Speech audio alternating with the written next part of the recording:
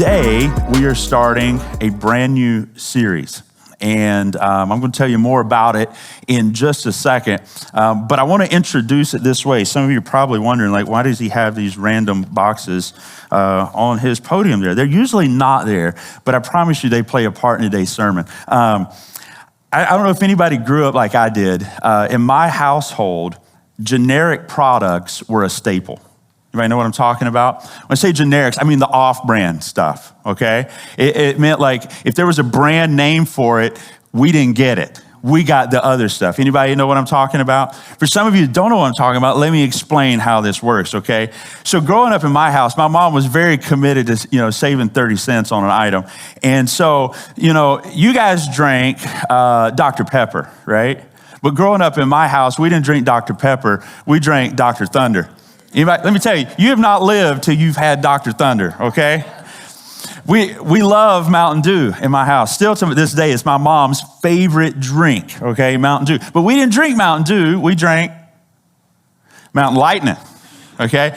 There's a whole world of this kind of stuff, and you can even go further than that. This was kind of some of the Walmart products. You could go dollar store products and what's called Clover Valley. Anybody ever experienced that? Like, that's really deep off the grid, okay? But we had all this off-brand stuff, and my mom was super committed to it. And here's the thing. Certain things you can buy off-brand and they're fine, right? Like certain things, you can't really tell the difference.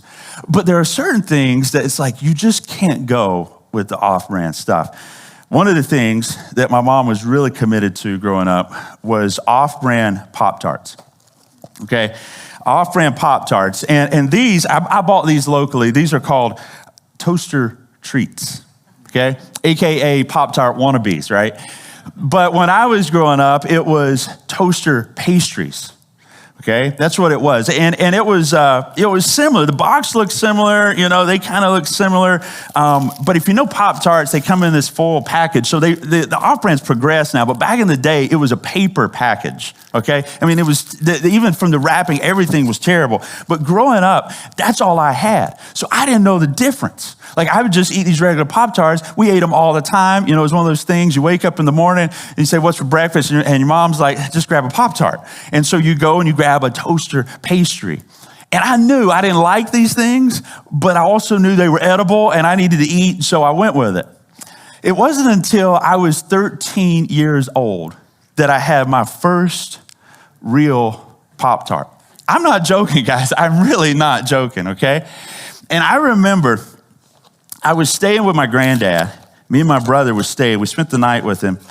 And that next morning came, and granddad lived alone, and so he wasn't all about cooking. So he was like, I said, "Hey, what's for breakfast?" And he said, "You can have a Pop-Tart." And I thought, oh, man, no, I don't want a Pop-Tart. And he's like, "Well, that's all we got." And so he took a Pop-Tart and he put it in the toaster and he gave it to me. And I'm telling you, my life has never been the same this morning. I can testify today that there was a major difference when I opened that beautiful Pop-Tart package and I pulled out what is still to this day my favorite Pop-Tart of all time, the cherry flavor. Anybody know what I'm talking about with the little sprinkles on top, okay? Some of you have not lived, guys. You've not eaten this stuff, okay? But that was the very first time that I experienced a real Pop-Tart. I remember, honestly, as a 13-year-old boy, I went home, I said, "Mom, look, I don't care what it takes, but if you will change and start getting us real Pop-Tarts, I will pay the difference." It's that important to me. And we really did. We shifted to real Pop-Tarts to that day. Everything else was generic, but real Pop-Tarts. You say, where are you going with this? Here's the point that I'm trying to make. Generics typically cost less, but they often lack the quality of the real thing, right? And my point to us today as a church and in this series is that there's a generic form of Christianity that is available to you. It looks similar to Christianity in form and function. It sounds similar to Christianity. And the really attractive part about it is this, that it's more convenient than the real thing. It will cost you so much less than the real thing. But it's not the real thing. And the reality is, it's less powerful, it's less fulfilling, it's a much lower quality. And today we're starting a series that we're calling Faith Upgrade, exchanging generic Christianity for the authentic teachings of Jesus. We're talking about exchanging a culturally accepted faith for the countercultural, life-transforming Christianity of the Bible. We're going to be uncovering the dangers of generic Christianity, and we're going to talk about the profound teachings of Jesus that allow us to live what he called the abundant life. And so that's where we're going over the next 6 weeks. You guys, you on for that? Okay. We're talking about going away from this and coming to this. That's where we're going. And today, as we begin to introduce generic Christianity, there's all different forms of it, but I want to focus on this area of generic Christianity today that I think may be the most popular form that's being taught and being introduced to us today. And generic Christianity is really about three things. It's about self-improvement, self-esteem, and self-advancement. And here's the basic sales pitch: that Jesus can make you better, Jesus can make you feel better, and Jesus can help you win. Amen. Who does not want to win? We all want to win, right? But that is the sales pitch of this generic Christianity. And here's what it sounds like. It sounds like God wants to take you to a new level. It sounds like you were born to win. You can have your best life now. And God wants to help you reach your destiny. Now, here's the thing. There's nothing wrong with self-improvement, with self-advancement, and self-esteem. I think we all like those things. I mean, who doesn't want to feel better? Who wants to be better? Who doesn't want to win? But there's one major issue at the heart of generic Christianity. You know what it is? Self. At the heart of generic Christianity is you, and it's me, and the focus, if you could take it all and just paint it on a screen, would be us right in the bullseye and right at the center. And here's what it's done. You say, well, that sounds good and that feels really good to me, but that's not Christianity. The centerpiece, the focus of true and biblical Christianity, guess what? I hate to burst our bubble, but it's not us. It's not you. It's not me. It's a person by the name of Jesus. Jesus Christ. We sang about his name just a few moments ago. The wonderful, mighty, amazing name of Jesus. But generic Christianity takes him and it slides him to the side and it puts you and me in the centerpiece. And it says Jesus becomes a supporting cast. That Jesus just becomes the one on the sideline cheering you on and saying, hey, let's go, you can do it. I'm just here to support you. Let me know if you need anything. I'll be here to help. And my friends, that's not Christianity at all. That's a self-centered form of religion. And it's actually drastically in opposition to the authentic teachings of Jesus. And so I want us to see together what were the authentic teachings of Jesus and how does the real thing compare to the generic? I think we see that. One place we see that very clearly is in Luke chapter 9 and verse 23, where it says, and he said to all. This is Jesus. He's speaking to a crowd of people who are following him. They're interested in him. Some are very interested in what he can do for them. Can he heal me? Can he make me rich? Will he make me powerful? Will he put me in position of authority? And he says to them, if anyone would come after me, let him deny himself and take up his cross daily and follow me. For whoever would save his life will lose it. And whoever loses his life for my sake will save it. For what does it profit a man if he gains the whole world and he loses or he forfeits himself? Do you see the difference in generic and true Christianity? I think we have that next slide, Tom, if you could throw that on the screen. Do you see the difference in the two? Generic Christianity says you, and self, self, self. And authentic teaching of Jesus says, deny yourself. Take up your cross or surrender self.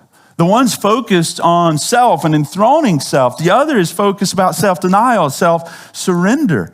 And that's because one is the authentic version of Christianity and one is the generic. One is the toaster pastries version, if you will. And now there's something inside each and every one of us that is drawn to cheaper, right? There's something in us that's drawn to something that costs less, that still feels good. But my prayer today is that God would help us lift up our eyes and that we would see something more valuable than just generic Christianity. And that we would see not only is it more valuable, but in the end, it actually is really better for us. And I want to make clear that we say that because we're going to talk through these next few moments. When you talk about denying yourself and surrendering yourself, those are hard things, right? And sometimes we present that, when you've heard that presented, it's just like, just deny yourself, don't have any fun, don't ever think about yourself. And it just seems like a real bore and a real drag, right? But that's really not the way Jesus presented it. And you're going to see, hang with me, at the end, Jesus does bring it back around. And after the surrender, after the sacrifice, after the self-denial, there is something in it for us, for you, okay? But you got to hang with me to get to that point. Because Jesus doesn't start there. Where he starts is in his authentic teachings. He tells us, first of all, to deny yourself. Look with me again in verse 23. And Jesus said to all, if anyone would come after me, if you want to be associated with me, if you want to follow me, if you want to be a Christian, if you want to live the way of Jesus, let him what? Deny himself. What does it mean to deny yourself? I used to think that denying yourself meant tell yourself no. That's what I heard growing up as a teenager. If you think you want to do it, tell yourself no, because it's probably not good to do, right? Anybody ever heard that before? Like you thought that? Like if it feels good, you should never do it. Just tell yourself no. And there definitely is room for that. There is a place where we are to limit ourselves, where we are to set boundaries on ourselves. That's definitely a part of following Jesus, but that's not what he's talking about here when he says to deny yourself. What the word actually means is to disown or disassociate. Disown or disassociate yourself. We see the exact same word used later on when Peter denied Jesus 3 times. Do you remember that? Peter told Jesus, I don't care if everybody else goes away from you. I'll never leave you. I'll never forsake you. I'll never deny you. And then when Jesus was arrested in the Garden of Gethsemane and he was taken to trial overnight, and Peter was trying to stay close so he could understand and see what was going on, but he didn't want to be too close. And you remember sitting around the fire, somebody said, hey, I know you. You're one of his followers. And what did Peter say? Oh, me? No. You got me confused with someone else. That's not me. And someone else said, oh, yeah, I know you. You even have the accent that some of his followers had. And Peter said, that's not me. And then the third time they said, oh, yeah, you're one of his followers. And the Bible says that Peter cursed and says, I don't even know the man. What was he doing? He was denying him. He was disassociating. He was disowning. Ultimately, he's putting distance between himself and Jesus, wasn't he? He was saying, oh, that guy over there? No. He's all the way over there. I'm all the way over here. We have no association with each other. He denied him. And Jesus is saying for you and I to follow after him, we have to do that exact same thing to ourselves. We have to put distance between ourselves. We have to disown ourselves. The question is, you're thinking, okay, what does that even mean? Like, how do I disown myself or deny myself? It means to demote yourself from being the most important person in your life. It means to shift your main loyalty away from yourself and to Jesus. To stop making your own interest your primary focus. Deny yourself. And this, by the way, this goes completely against the grain of our culture. It goes completely against the grain of our culture because our culture elevates self to the ultimate position of authority and importance. Our culture says, find yourself. Our culture says, be true to yourself. Be faithful, be loyal to yourself. And you got to be faithful to you because nobody's going to look out for you but you. And Jesus says, no, put distance between yourself. Disassociate from yourself. In fact, Jesus is saying, you can't follow me unless you deny yourself first. Now, can I ask you something? Why did Jesus have to set the bar so high? You ever thought about that? Like, why couldn't he just be okay with some casual Christianity? Like, why couldn't he just be okay with the generic version? Why do you have to be so hardcore? And maybe some of you are asking that right now. But I don't think he was trying to be hardcore. I think he's just being truthful. I think he's just being honest. What he was saying is, you can't follow him without denying yourself, and you can't follow yourself without denying Jesus. It's like this. It's like saying, hey, everybody, we're going to go to Los Angeles today. And you're like, okay, I'm great. I'm ready to go to Los Angeles. And then we get on the road, and you travel to San Diego. And I'm like, hey, I thought you were coming to LA. And you're like, well, yeah, I am, but I'm going to San Diego.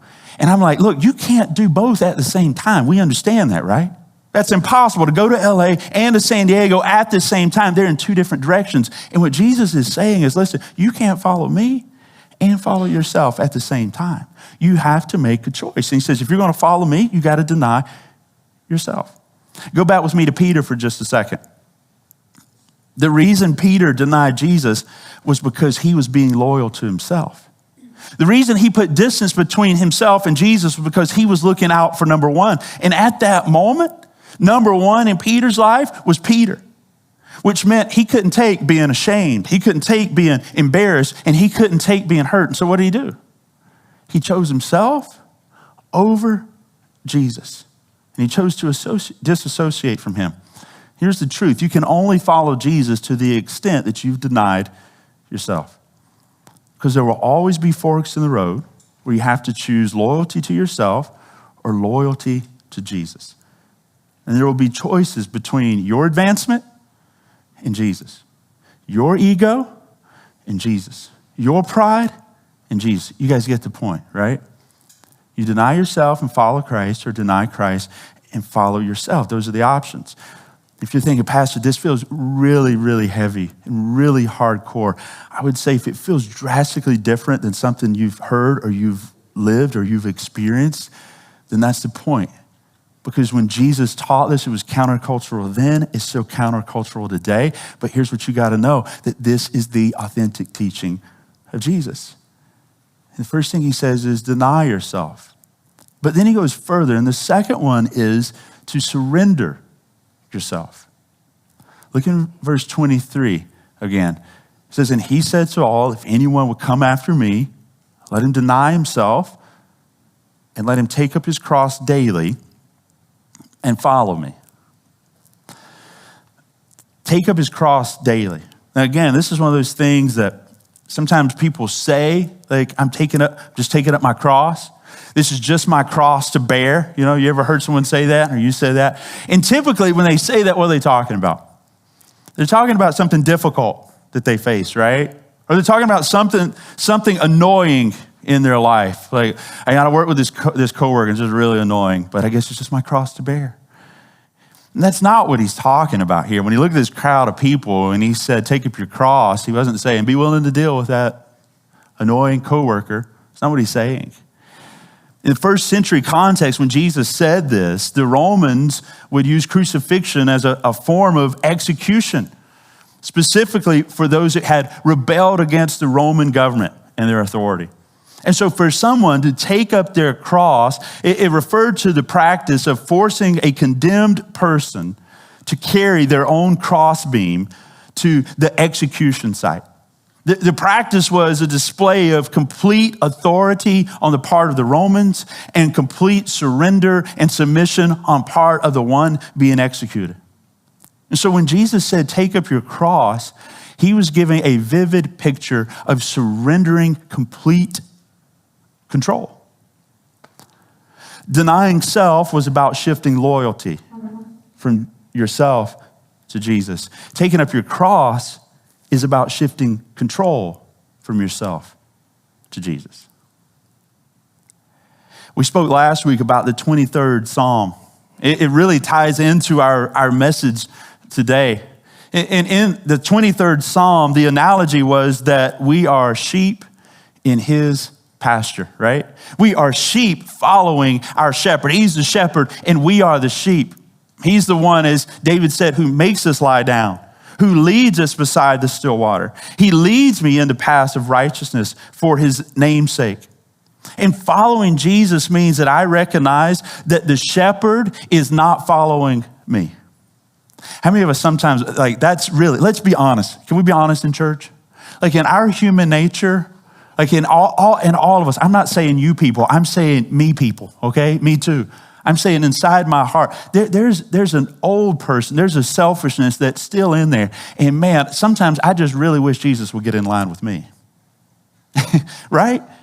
And maybe we won't say that unless we're the pastor on stage, but we feel that, don't we? And we're just I just got my life figured out and I want to do this, and here's the decision I'm going to make about this, and here's the decision I'm going to make about that. And Jesus, I don't know why you're not behind me, just helping me, encouraging me to do what I've already decided to do. Am I saying what a lot of us feel like sometimes? And Jesus is saying to us, that's not the way. That's not the way that it works. I'm the shepherd. You're the sheep. I'm leading. You're following after me. But I want you to notice what he says. This is something that we do daily. The surrender thing is a daily thing. And for some of us, we think, you know what? Yeah, I made the decision to follow Jesus years ago. I was a teenager. I was at youth camp. I was in college, or whenever you became a Christian, you're like, that's when I surrendered.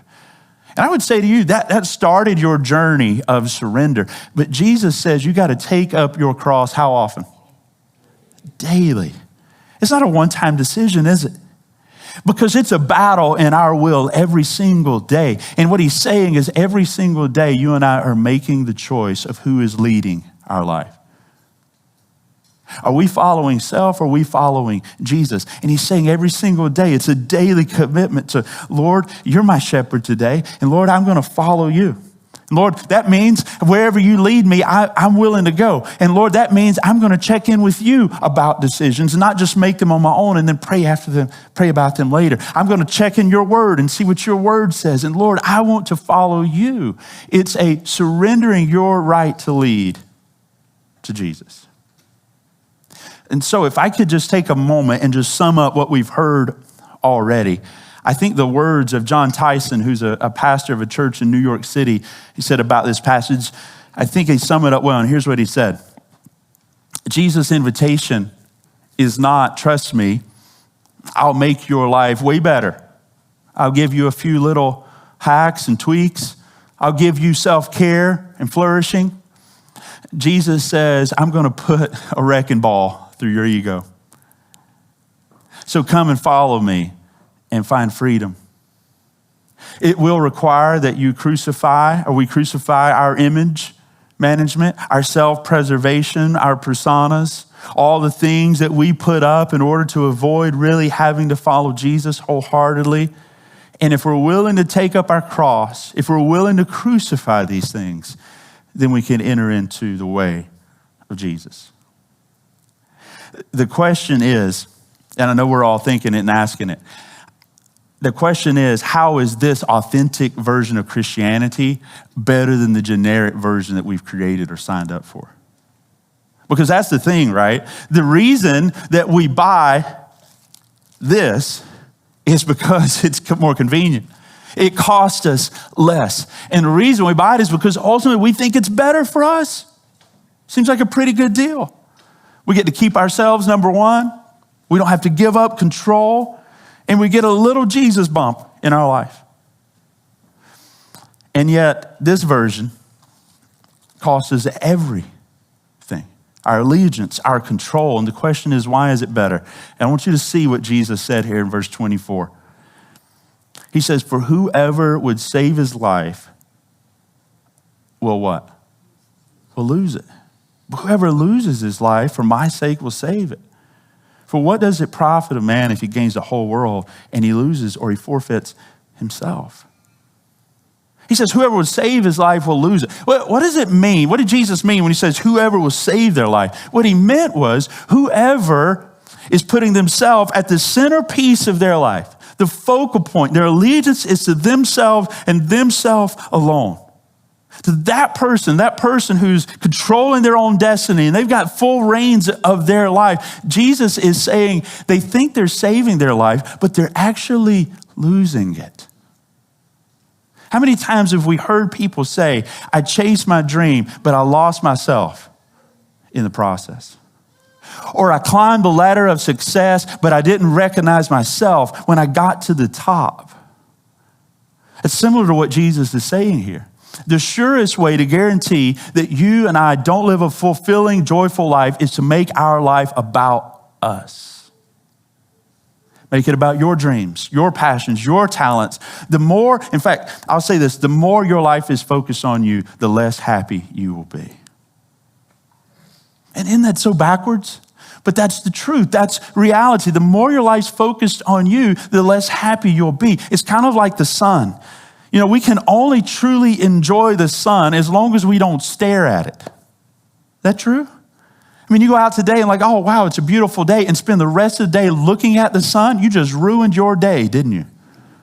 But if you go outside and you go to the beach and you just enjoy the rays of the sun all day long without ever focusing on it, you can truly enjoy it. And it's the same thing with living life. When we truly focus on ourselves is when we lose our happiness. He says, but whoever loses his life for my sake will what? Will save it. And this is one of the great paradoxes with God. Because the fear is, if I deny myself, if I take up my cross daily, surrender myself, then I'll lose myself. I'll lose my life. I'll lose my dreams, my identity, my personality, what makes me me.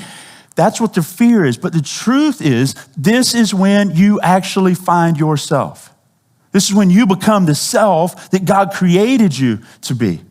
He actually sets you free from the tyranny of living for yourself, from the freedom of your selfishness, from the freedom of being controlled by the opinions of others, the freedom of being overwhelmed by fears, from the fear of being trapped by addictions and desires and pursuits.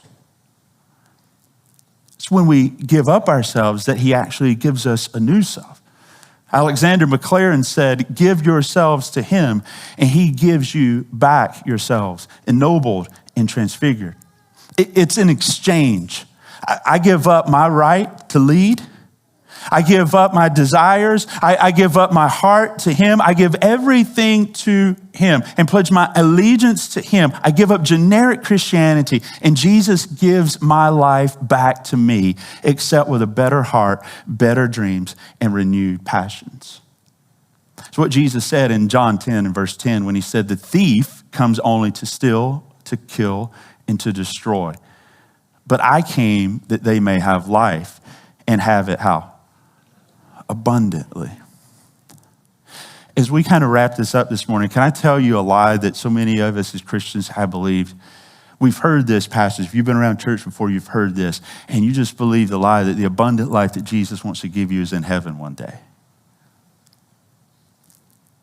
And I'm telling you, that's just a part of it. But when Jesus said it, he wasn't just saying, you know what? Yeah, one day you get to go to heaven. You sacrifice everything here, and then you get to go to heaven. I'll give you a really good mansion, wherever you want it. That's not what he's saying.